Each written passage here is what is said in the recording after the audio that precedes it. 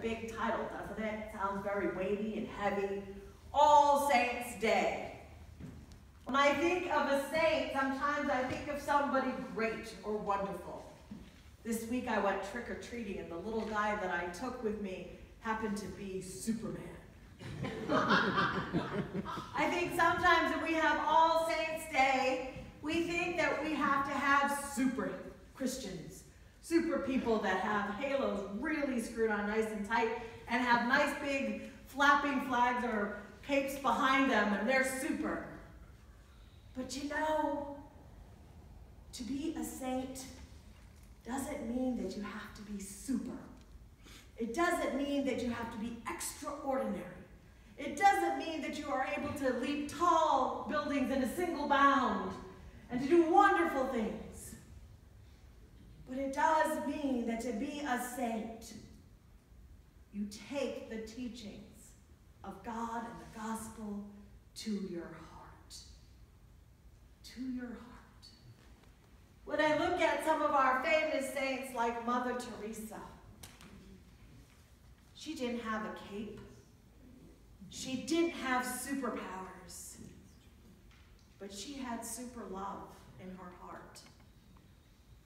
Some of her memories say how difficult it was for her to be a Christian at times, that sometimes she wrestled with all of the suffering that was around her, that sometimes she even wrestled with her faith. You see, I think sometimes we put saints, we put them up on this pedestal, and we think, well, those people must never question. They must never have a bad thought. They must be perfect. But that's not true. To be a person of faith means sometimes you will wrestle with your faith. Sometimes you will find yourself like the psalmist crying, oh Lord, why is this happening? Why is there so much pain? And why is there so much suffering?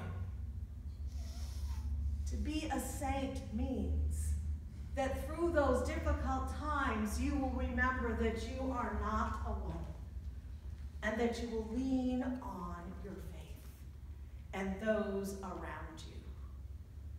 To be a saint means that you will take the teachings of Jesus to your heart, knowing that there will be times when your faith will be as small as a mustard seed, and there will be times where it will be as big as a mighty oak, and that each day is still important.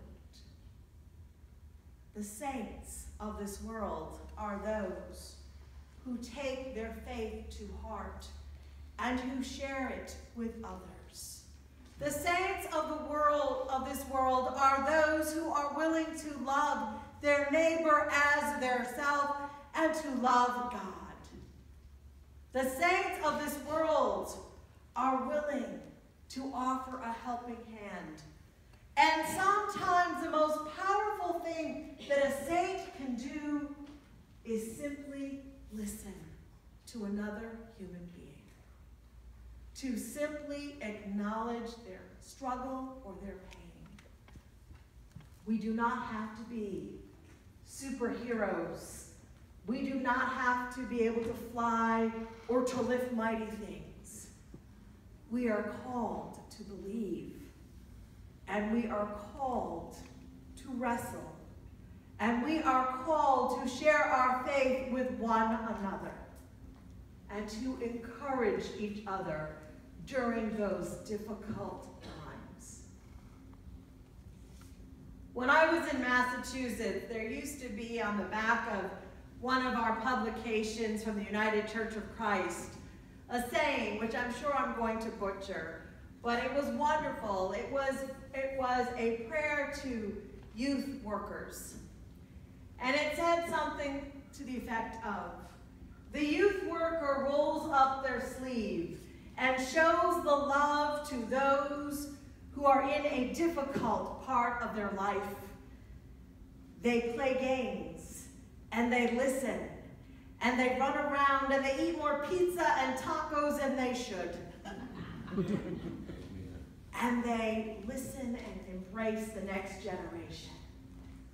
The youth worker may get discouraged because it is hardly ever that the youth worker sees the seed that they are planting grow into full-grown fruit. The youth worker plants the seeds that may be dormant for many years, but will sprout with the love of God. To me, that is what a saint is. Someone who is willing to share their love and their time and their talent with someone else. They're not doing it so that they can see the fruit. They're not doing it so that they can get a pat on the back and be told how wonderful they are. They're not doing it for any of those reasons other than loving someone else. We as a church are saints. I can look around this building and I can see in these pews all the saints.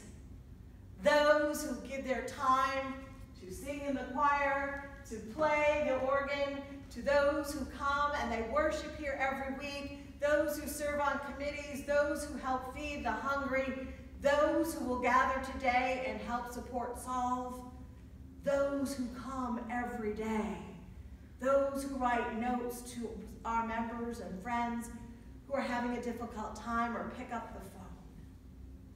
We are the saints of today.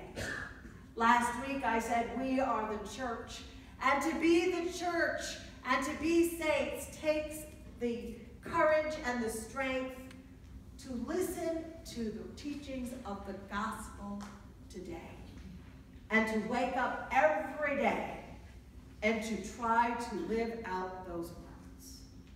To love God with all your strength, with all your heart, with all your might, with all your time, with all that you are. And to love your neighbor as yourself. It sounds so very easy, and yet it's not. How often have you gotten into an argument with a loved one?